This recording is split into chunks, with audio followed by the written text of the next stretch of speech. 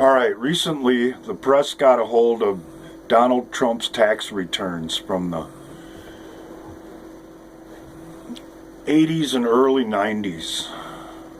Whoopee freaking twing. For anybody out there who doesn't know any better or has never attempted to run their own business, it's to your advantage to show a loss come tax time. That enables you to be able to take advantage of all the loopholes that are written into our tax code.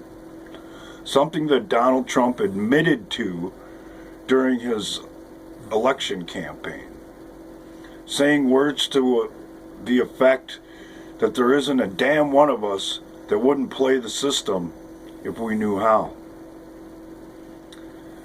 This all plays out like a prize fight or a professional wrestling match if it was actually real. You've got Hillary Clinton teamed up with Barack Obama and the DNC, the majority of the House and a minority of the Senate, against Donald Trump, a limited amount of his cabinet, the majority of the Senate, and a small minority of the House. The first blow the Democrats took that really hurt them was when Trump got elected. And they've been out there covering their ribs ever since because they've been fighting hurt. That's why the Russia investigation was spawned.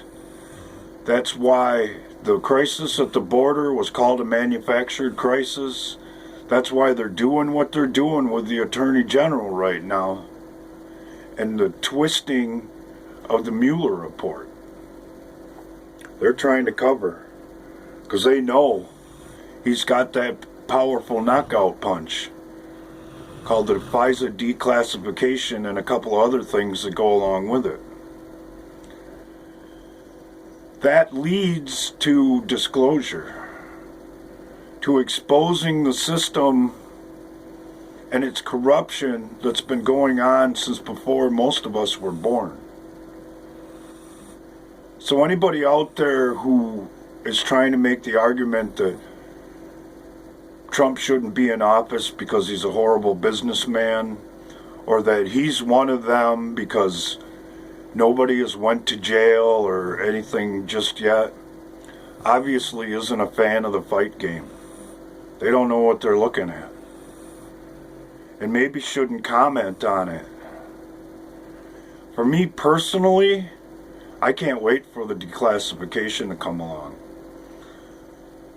That leads to disclosure and to places that most of us don't even realize.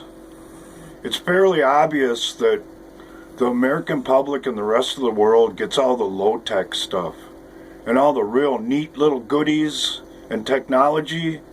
They're reserved for the special elite class.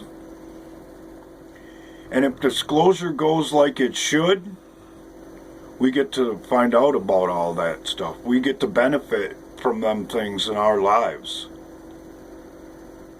So I can't wait for the D-class and where it goes. That's the stiff right. That's the uppercut and the knockout punch.